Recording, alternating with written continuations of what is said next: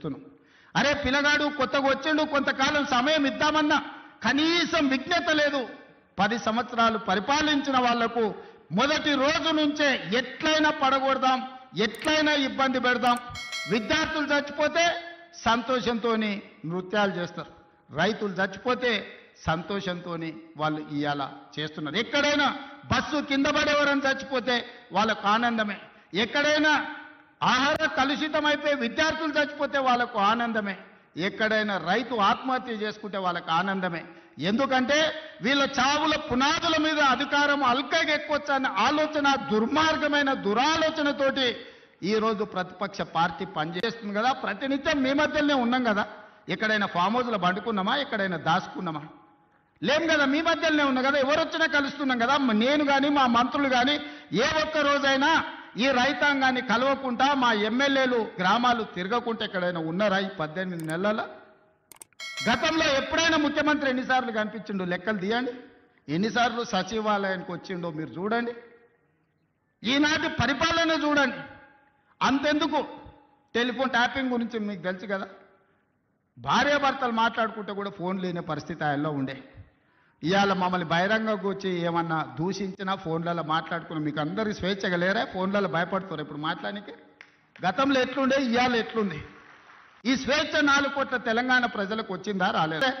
10 ఏళ్ళు మొత్తం మీ ఇష్టారాజ్యంగా పరిపాలన చేసి రాష్ట్రాన్ని రావణ కాష్టంగా మార్చి, రాష్ట్రం మొత్తం విధ్వంసం చేసి బొందల గడ్డగా మార్చి, ఇంకా సిగ్గు లేకుండా రోడ్ల మీదకి వచ్చి మమ్మల్ని తిట్టే పని చేస్తున్నారు. మీరు ఎన్ని తిడితే ఆ తిట్లన్నీ ఆశీర్వాదం కింద మారుతాయి. అందుకే వాళ్ళని పట్టించుకోవడం మానేసిన నేను. ఎందుకంటే రోడ్డు మీద మనం పోతుంటే అరుస్తూనే ఉంటాయి కొన్ని. అరిసినప్పుడు అరిసిన దానికల్లా వెనక్కి తిరిగి రాయితో కొట్టం కదా. నేను పని చేస్తా, మీరు వాళ్ళ పని చూడండి అని తెలియజేస్తూ మీ అందరి దగ్గర ఇక మనకు నోటీసులు వచ్చుడు, మనం పోవుడు, ఇవన్నీ కూడా రొటీనే. పాత చింతకాయ పచ్చడి. దీన్ని పట్టించుకోవాల్సిన అవసరం కానీ, దీని గురించి ఆందోళన పడాల్సిన అవసరం కానీ లేదు. పెడితే గిడితే 15 రోజులు జైల్లో పెడతాడు, పైశాచిక ఆనందం పొందుతాడు తప్ప వాడు పీకేది ఏమీ లేదు. లొట్టపీసు ముఖ్యమంత్రి. భయపడేటోడు ఎవడు లేడు. రేవంత్ రెడ్డి గుర్తుపెట్టుకో, నీలాగా లుచ్చా పనులు చేసి 50 లక్షల బ్యాగులతో దొరికిన దొంగలు ఎవరు మా పార్టీలో లేరు. నీలాగా లుచ్చా పనులు చేసి అడ్డదారిలో పదవులు కొనుక్కొని ముఖ్యమంత్రి అవుడు, పిసిసి ప్రెసిడెంట్ అయ్యే లుచ్చా పనులు చేసినోడు ఎవడు కూడా లేడు. మన బాగా బాధపడ్డాడట రేవంత్ రెడ్డి. నేను హౌలా అన్నా, బాధపడ్డాడట.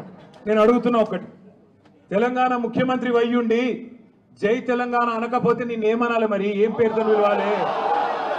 తెలంగాణ ముఖ్యమంత్రి అయ్యుండి తెలంగాణ రాష్ట్రాన్ని ప్రతిరోజు కించపరిస్తే నేనేమని పిలవాలి?